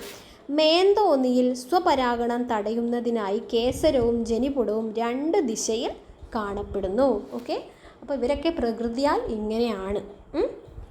ഇനി പരാഗണത്തിന് ശേഷം എന്താണ്? അപ്പോൾ എങ്ങനെയൊക്കെയോ പരാഗണം നടന്നു, ആരൊക്കെയോ സഹായിച്ചിട്ടൊക്കെ പരാഗണം നടന്നു കഴിഞ്ഞു. ഇനി നമുക്ക് പരാഗണത്തിന് ശേഷം എന്ത് സംഭവിക്കുന്നു എന്ന് നോക്കാം. അത് താഴെ കൊടുത്തിട്ടുണ്ട് കേട്ടോ, ഒന്ന് വായിച്ചു നോക്കാം. അതിനെയാണ് ഫെർട്ടിലൈസേഷൻ. നമ്മൾ മനുഷ്യന്മാരിൽ പഠിക്കുന്ന വാക്കുകളൊക്കെ തന്നെയാണ് കേട്ടോ. ഫെർട്ടിലൈസേഷൻ അഥവാ ബീജസങ്കലനം. ചിത്രം കൊടുത്തിട്ടുണ്ട്, നമുക്ക് നോക്കാം. പരാഗണത്തിന് ശേഷം ഈ പരാഗരേണു ജനിതണ്ടിലൂടെ, നമുക്കറിയാം ജനിതണ്ട് എന്താണെന്നൊക്കെ, ജനിതണ്ടിലൂടെ അണ്ഡാശയത്തിലേക്ക് ഒരു നാളിയായിട്ട് വളരുന്നു. കണ്ടോ, ഒരു നാളി പോലെ ഇവിടെ എഴുതിയത് കണ്ടില്ല, നാളിയായിട്ട് വളരുന്നു. എന്നാലേ ഈ കുഴലിനുള്ളിൽ കൂടെ പോകാൻ പറ്റൂ. ഓക്കെ, ഈ നാളിയിലൂടെ നമ്മുടെ പുംബീജം അണ്ഡാശയത്തിലേക്ക് എത്തും. അവിടെ എത്തി നമ്മളെ അണ്ഡവുമായിട്ട് കൂടിച്ചേരുന്നു. പുംബീജം അണ്ഡവുമായി ചേർന്ന് ഉണ്ടാകുന്ന അതിനാണ് നമ്മൾ സിക്താണ്ഡം എന്ന് പറയുന്നത്. ഓക്കെ, സിക്താണ്ഡമാകുന്ന ഈ ഒരു പ്രക്രിയയാണ് ബീജസങ്കലനം എന്ന് പറയുന്നത്. അപ്പോൾ ബീജസങ്കലനം എന്ത് എന്ന് ചോദിച്ചാൽ നമ്മൾ എന്താ പറയേണ്ടത്? നമ്മളെ പുംബീജം അണ്ഡവുമായിട്ട് കൂടിച്ചേർന്നിട്ട് സിക്താണ്ഡം ഉണ്ടാകുന്ന സൈഗോട്ട് ഫോർമേഷൻ അല്ലേ, അതിനെയാണ് നമ്മൾ ഫെർട്ടിലൈസേഷൻ എന്ന് പറയുന്നത്. ക്ലിയർ? ഇനി ചർച്ചാസൂചകങ്ങൾ. പരാഗണത്തിന് ശേഷം പരാഗരേണുവിന് എന്ത് സംഭവിക്കുന്നു?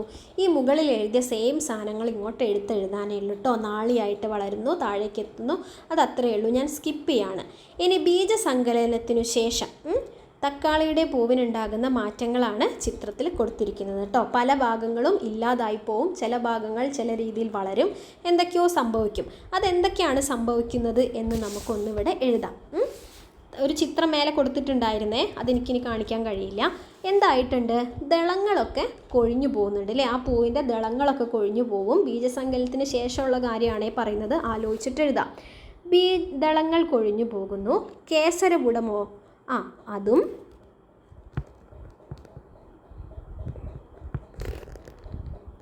കൊഴിഞ്ഞു പോകുന്നു. ക്ലിയർ. അടുത്തത് അണ്ഡാശയം. അണ്ഡാശയം വലുതായിട്ട് എന്തായിട്ട് മാറും?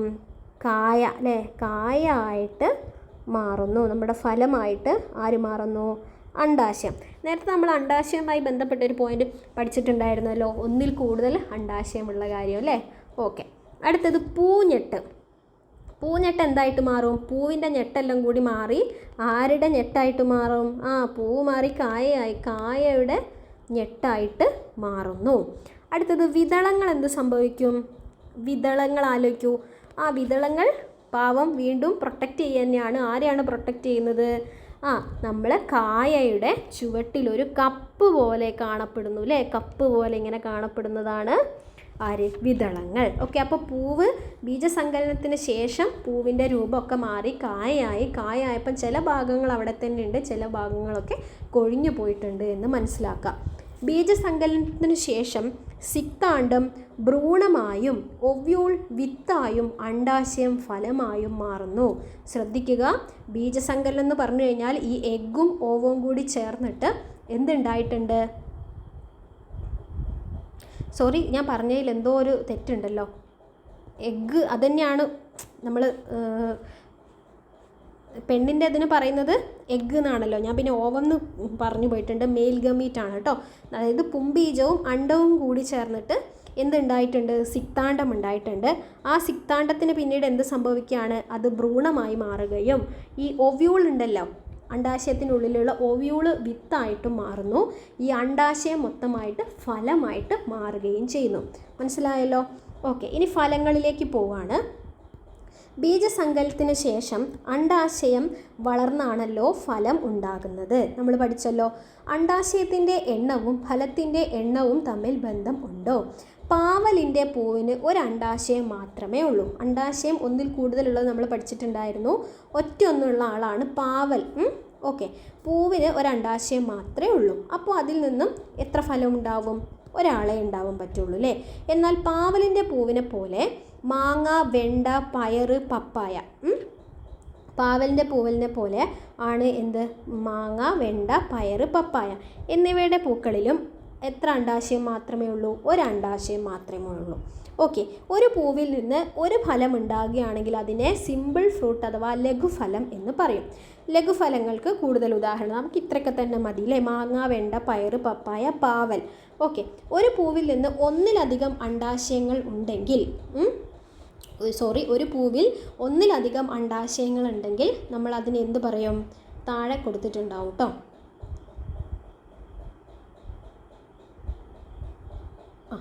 ചിത്രം കൊടുത്തിട്ടുണ്ട്. സീതപ്പഴപ്പൂവ്, സീതപ്പഴം കൊടുത്തത് കണ്ടോ? സീതപ്പഴത്തിന് ഒന്നിലധികം അണ്ഡാശയങ്ങൾ ഉണ്ടായിരുന്നു, അതുകൊണ്ടാണ് സീതപ്പഴം ഇങ്ങനെ ഇരിക്കുന്നത്. ഒന്നിലധികം അണ്ഡാശയങ്ങളുള്ള ഒരു പൂവിൽ നിന്ന് ഉണ്ടാകുന്ന ഫലങ്ങളാണ് പുഞ്ചഫലങ്ങൾ എന്ന് പറയുന്നത്. സീതപ്പഴം ഒരു പുഞ്ചഫലമാണ്. നമ്മൾ പണ്ട് മുതലേ പഠിക്കുന്നതല്ലേ, സീതപ്പഴം പുഞ്ചഫലമാണ്. ഇനി വിത്തില്ലാത്ത ഫലങ്ങളുണ്ടല്ലോ, കുറച്ച് നോക്കി നോക്കാം എന്തൊക്കെയാണ് എന്നുള്ളത് നോക്കി നോക്കാമല്ലോ. വിത്തില്ലാത്ത ഫലങ്ങൾ.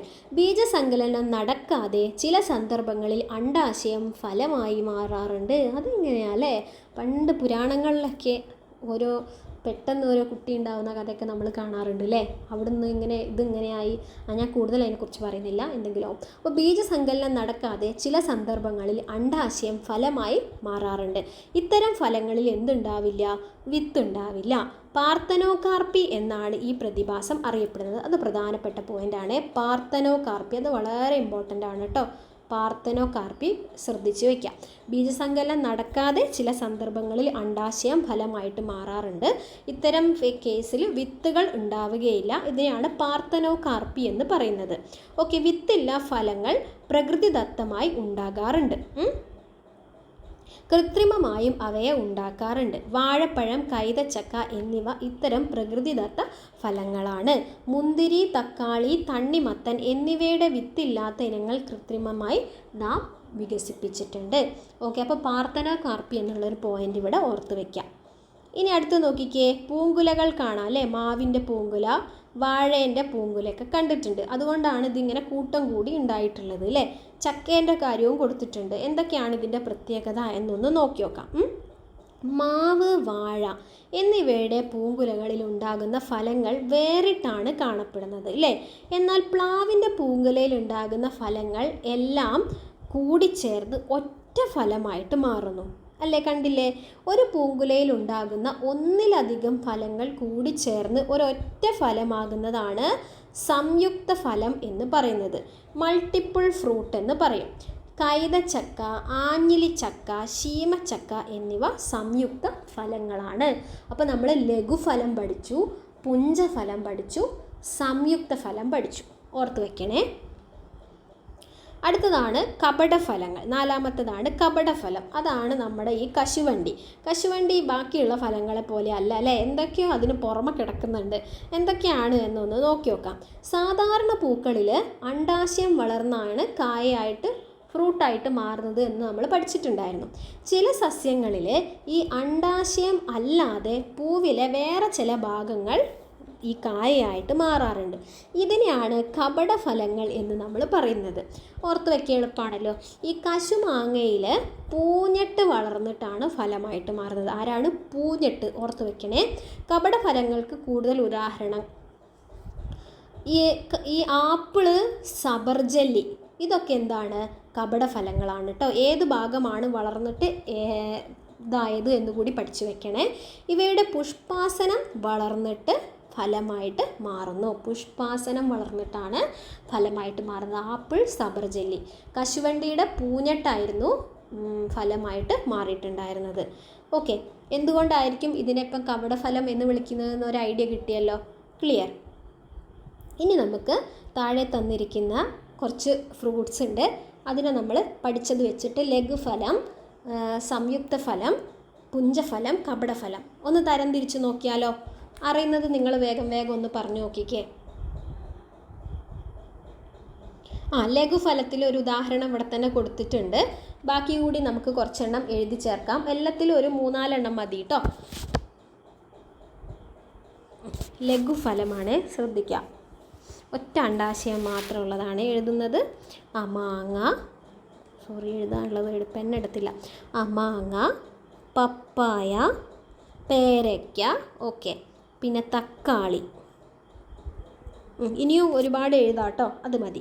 അടുത്തത് പുഞ്ചഫലം. നമ്മൾ മേലെ ബുക്കിൽ തന്നെ നോക്കിയാൽ മേലെ കുറേ ഉദാഹരണങ്ങൾ കൊടുത്തിട്ടുണ്ട്. അതെടുത്ത് ഇങ്ങോട്ട് എഴുതിയാൽ മതി. പുഞ്ചഫലം നമ്മൾ ആകെ ഒന്നേ പറഞ്ഞിട്ടുള്ളായിരുന്നു എന്ന് തോന്നുന്നു. ഏതാണ് പറഞ്ഞത്? സീതപ്പഴം പറഞ്ഞിരുന്നു അല്ലേ? പിന്നെ സ്ട്രോബെറി പറയാം കേട്ടോ. Okay, strawberry. പിന്നെ എന്ത് പറയും? ബ്ലാക്ക്ബെറി ഒക്കെ പറയാം. ക്ലിയർ. ഇനി സംയുക്ത ഫലം വേഗം പറഞ്ഞോളൂ. ശീമച്ചക്ക, ചക്ക എന്നൊക്കെ പറഞ്ഞിട്ടുണ്ടായിരുന്നില്ലേ? ശീമച്ചക്ക, കൈതച്ചക്ക, പിന്നെ മൾബറി ഉണ്ട് കേട്ടോ, മൾബറി. ക്ലിയർ. ഇനി കപടഫലം ഇപ്പോൾ പഠിച്ച 3 അങ്ങോട്ട് പറഞ്ഞോളൂ. കശുമാങ്ങ, പിന്നെ ആപ്പിൾ, സബർജല്ലി. അതല്ലല്ലോ നമ്മൾ പറഞ്ഞതില്ലേ? സബർജല്ലി. ഇങ്ങനെ ഒരു 3 എല്ലാവരും ഒന്ന് എഴുതി വെച്ചേക്കാം കേട്ടോ. ഓക്കെ, ഇനി പുഷ്പകൃഷിനെ കുറിച്ചും കൂടി പറഞ്ഞു കഴിഞ്ഞാൽ നമുക്ക് ഇതിലേതോ ഒരു ഭാഗം ഞാൻ വായിക്കാൻ വിട്ടുപോയ പോലെ ഒരു തോന്നൽ. എന്തായിരുന്നു അത്?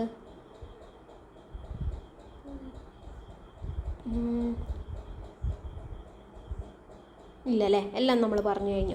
ഓക്കെ, ഫ്ലോറികൾച്ചർ, അതാണ് പുഷ്പകൃഷി എന്ന് പറയുന്നത്. പൂക്കൾ കൊണ്ട് നമുക്ക് എന്തൊക്കെയോ പ്രയോജനങ്ങളുണ്ട്. അതൊന്നും ഇവിടെ ലിസ്റ്റ് ഔട്ട് ചെയ്യണം. 2 അവർ കൊടുത്തിട്ടുണ്ട്. മരുന്ന് ഉണ്ടാക്കുന്നുണ്ട്, ഭക്ഷണം ഉണ്ടാക്കാൻ വേണ്ടിയിട്ട് സഹായിക്കുന്നുണ്ട്. പിന്നെ എന്തൊക്കെയാണെന്ന് പറഞ്ഞു തന്നേ. കാണാൻ നല്ല ഭംഗിയുള്ളതാണ് അല്ലേ? അതുകൊണ്ട് തന്നെ അലങ്കാരങ്ങൾക്ക് വേണ്ടിയിട്ട് പൂക്കളെ ഒരുപാട് ഉപയോഗിക്കുന്നുണ്ട് അല്ലേ? അലങ്കാരം. പിന്നെയോ സുഗന്ധദ്രവ്യങ്ങൾ ഉണ്ടാക്കാൻ വേണ്ടിയിട്ട് ഉപയോഗിക്കുന്നുണ്ട്. വെരി ഗുഡ്, സുഗന്ധദ്രവ്യങ്ങൾ. പിന്നെ എന്തെഴുതാൻ പറ്റും? സൗന്ദര്യവർദ്ധക വസ്തുക്കൾ ഉണ്ടാക്കാൻ വേണ്ടിയിട്ട് ഉപയോഗിക്കും.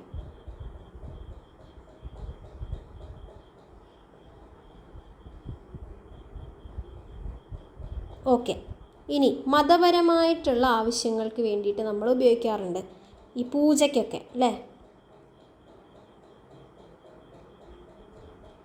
അങ്ങനെയൊക്കെയാണ് പൂക്കൾ. അപ്പോൾ കൃഷി നടത്തിയാൽ വെറുതെ ഒന്നും ആവില്ല അല്ലേ? നമ്മൾ ഓണം അതിനൊക്കെ വേണ്ടിയിട്ടൊക്കെ നമ്മൾ പൂക്കളെ തന്നെയാണ് ആശ്രയിക്കുന്നത് അല്ലേ? അപ്പോൾ ഇവിടെ വ്യത്യസ്തമായ രീതിയിൽ വ്യത്യസ്ത വർണ്ണത്തിലുള്ള പൂക്കൾ ഉണ്ടാക്കിയിരിക്കുന്നതൊക്കെ നമ്മൾ കാണുന്നുണ്ട്. ഫ്ലോറികൾച്ചർ എന്നാണ് ഇതിനെ പറയുന്നത്. അതൊന്ന് വായിക്കാം. എവിടെയാണിത് പറഞ്ഞിരിക്കുന്നത്? പൂച്ചെടികൾ, അലങ്കാര സസ്യങ്ങൾ എന്നിവ വാണിജ്യ അടിസ്ഥാനത്തിൽ ഉൽപ്പാദിപ്പിച്ച് വളർത്തി പരിപാലിക്കുന്നതാണ് പുഷ്പകൃഷി അഥവാ ഫ്ലോറികൾച്ചർ എന്ന് പറയുന്നത്. ഇതേപോലെ എപ്പിക്കൾച്ചർ കുറേ കൾച്ചർ ഉണ്ട്, നമുക്ക് വേറെ ഏതെങ്കിലും ക്ലാസ്സിൽ പറയാം കേട്ടോ. ഞാൻ ഇതിൽ ഉൾപ്പെടുത്തണമെന്ന് വിചാരിച്ചതായിരുന്നു, സോറി മറന്നുപോയതാണ്. ഇനി ആന്തൂര്യത്തിനെ കുറിച്ച് എന്തോ പറയുന്നുണ്ട്, നോക്കി വെക്കാം. പുഷ്പകൃഷിയിൽ പ്രാധാന്യമുള്ള ഒരു സസ്യമാണ് ആന്തൂര്യം. ഇതിനെന്തോ ഒരു പ്രത്യേകതയുണ്ട് അല്ലേ? എന്താണ് ഇതിൻ്റെ ഏറ്റവും ആകർഷകമായ ഭാഗം? രൂപാന്തരം പ്രാപിച്ച ഇലകളാണ്. ഇലകൾ രൂപാന്തരം പ്രാപിച്ചതാണ് നമ്മൾ ഈ കാണുന്നത്. പൂവിനോട് ചേർന്ന് കാണുന്ന ഇത്തരം നിറമുള്ള ഭാഗങ്ങളെ നമ്മൾ സഹപത്രം എന്നാണ് വിളിക്കുന്നത്. അപ്പോൾ ഈ കാണുന്നത് എന്താണ്? സഹപത്രം ആണ്. പരാഗണകാരികളെ ആകർഷിക്കുക എന്നതാണ് സഹപത്രങ്ങളുടെ ധർമ്മം. ഓക്കെ, വാഴ, ബോഗൻവില്ല എന്നീ സസ്യങ്ങളിലും ആകർഷകമായ സഹപത്രം കാണാൻ കഴിയും. ഓക്കെ ആണോ? ഓക്കെ, പൂക്കൾ നമുക്ക് കണ്ണിന് കുളിർമ നൽകുന്ന മനോഹരമായ കാഴ്ചകൾ മാത്രമല്ലെന്നും അതിന് മറ്റ് പല പ്രയോജനങ്ങളുണ്ടെന്നും നമുക്കിതിൽ നിന്ന് മനസ്സിലായിട്ടുണ്ട് അല്ലേ? ഓക്കെ, അപ്പോൾ അതിൽ പ്രധാനപ്പെട്ടത് നമ്മൾ പറയേണ്ടത് ഈ പരാഗണത്തിന് സഹായിക്കുന്ന പ്രധാന ഭാഗമാണ് പൂക്കളെന്ന് നമ്മൾ പറഞ്ഞു. അതിന് ഈ പൂക്കളുടെ നിറം, മണം ഇതൊക്കെ സഹായിക്കുന്നുണ്ട് അല്ലേ? എങ്ങനെയാണ് സഹായിക്കുന്നത്? ഈ പ്രാണികൾ, പക്ഷികൾ ഇവരൊക്കെ തേൻ കുടിക്കാൻ എത്തുമ്പം അവരെങ്ങനെയാണ് ഇതിലേക്ക് എത്തുന്നത്? ഈ പൂക്കളുടെ നിറം, മണം, അതിലുള്ള തേന് ഇതൊക്കെയാണ് ഈ പ്രാണികളെയും പക്ഷികളെയും ആകർഷിക്കുന്നത്. മനസ്സിലായല്ലോ? അങ്ങനെ അവർ തേൻ കുടിക്കാൻ എത്തുമ്പം അവരുടെ ശരീരത്തിൽ ഈ പൂമ്പൊടി പറ്റിപ്പിടിക്കും. ഇതവിടെ പറയേണ്ടതായിരുന്നു, ഞാനത് പറയാൻ വിട്ടുപോയതാണോ അത് എന്താണെന്നറിയില്ല. അത് ഉൾപ്പെടുത്തണം കേട്ടോ. ശരീരത്തിൽ ഈ പൂമ്പൊടി പറ്റിപ്പിടിക്കും പരാഗരേണുക്കൾ. പിന്നീട് ഇവർ മറ്റു പൂക്കളിൽ പോകുമ്പോൾ ആ പൂമ്പൊടി അവിടെ നിക്ഷേപിക്കപ്പെടുകയാണ് ചെയ്യുന്നത്. ഇതാണ് പരാഗണത്തിന് സഹായിക്കുന്നത്. അങ്ങനെയാണ് ഇവർ പരാഗണകാരികളായിട്ട് മാറിയത്, ഈ പക്ഷികൾ, പ്രാണികളൊക്കെ. പക്ഷികളും പ്രാണികളും അല്ലാതെ വേറെ എന്താ നമ്മൾ പഠിച്ചത്? ജലം, കാറ്റ് അല്ലേ? ഓക്കെ, അപ്പം പ്രധാനപ്പെട്ട എല്ലാ പോയിൻറ്സും പറഞ്ഞു എന്ന് ഞാൻ വിശ്വസിക്കുകയാണ്. ഇതിലെ തുടർ പ്രവർത്തനങ്ങളുടെ ഉത്തരങ്ങളൊക്കെ നമ്മൾ നേരത്തെ പറഞ്ഞു തന്നെയാണ്. വേണമെങ്കിൽ രണ്ടാമത്തെ ചോദ്യത്തിൻ്റെ നമുക്കൊന്ന് പറയാം. ഈ രീതിയിലാണല്ലോ ചോദ്യങ്ങൾ വരാറുള്ളത്. താഴെ പറയുന്നവയിൽ തെങ്ങുമായി യോജിക്കാത്ത പ്രസ്താവന ഏതാണ്? തെങ്ങ് വായിച്ചു നോക്കിക്കോളൂ. ഒന്നാമത്തത് എന്താ കൊടുത്തിരിക്കുന്നത്? ഒരു ദ്വിലിംഗ സസ്യമാണ്. യോജിക്കാത്ത പ്രസ്താവനയാണ് ചോദിച്ചിരിക്കുന്നത്. തെങ്ങിൽ ആൺപൂക്കളും പെൺപൂക്കളും പ്രത്യേകമായി കാണപ്പെടുന്നു. അത് ശരിയാണ്. അപ്പം എ ആണ് കൊടുക്കേണ്ടത്. പെൺപൂക്കളിൽ നിന്നാണ് തേങ്ങ ഉണ്ടാവുന്നത്. കേസരപുടം, ജനിപുടം എന്നിവ ഒരേ പൂക്കളിൽ കാണപ്പെടുന്നു. എയും ഡിയുമാണ് കേട്ടോ ഉത്തരം വരുന്നത്. അടുത്തത് നോക്കുക. ശരിയായവ തമ്മിൽ വരച്ച് യോജിപ്പിക്കുക. ഇത് നമ്മൾ പഠിച്ചതാണല്ലോ. ഒരു പൂവിൽ നിന്ന് ഒരു ഫലം ആണ് ഉണ്ടാവുന്നതെങ്കിൽ അതേതാണ്? ലഘുഫലം ആണ് അല്ലേ? ലഘുഫലമാണ്. ക്ലിയർ? ഒരു പൂവിൽ നിന്ന് ഒന്നിലധികം ഫലം ഉണ്ടാവുകയാണെങ്കിൽ അതിനെ നമ്മൾ എന്ത് പറയും? പുഞ്ചഫലം എന്ന് പറയും. ഒരു പൂങ്കുല എന്ന് കണ്ടാൽ തന്നെ നമുക്ക് എന്ത് ഓർമ്മ വരും? സംയുക്ത ഫലം ഓർമ്മ വരും. ഇതാണ് ഇതിലെ പ്രധാനപ്പെട്ട ഭാഗം. പിന്നെ ആ പാർത്തനോകാർപ്പി കുറച്ച് ഇമ്പോർട്ടൻ്റ് ആണ്. പിന്നെ ഫ്ലോറികൾച്ചർ ഓർത്ത് വയ്ക്കുക. വേറെ എന്താണ്? അങ്ങനെ പ്രധാനപ്പെട്ട പോയിന്റുകളൊക്കെ ഒന്ന് ഓർത്ത് വയ്ക്കുക കേട്ടോ. പരാഗണകാരികളെക്കുറിച്ചൊക്കെയുള്ള പോയിന്റ്സ് ഓർത്ത് വയ്ക്കാം. അപ്പോൾ നമുക്ക് അടുത്ത ചാപ്റ്റർ എത്രയും പെട്ടെന്ന് ചെയ്യാം. All the best.